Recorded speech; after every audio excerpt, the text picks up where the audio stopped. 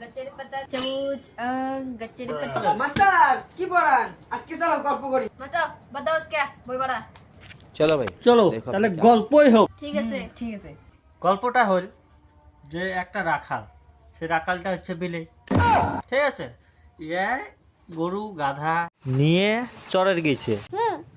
তো এবার গাধা কি করে ফেলে, ঘাস না খায় গু খায় ফেলে।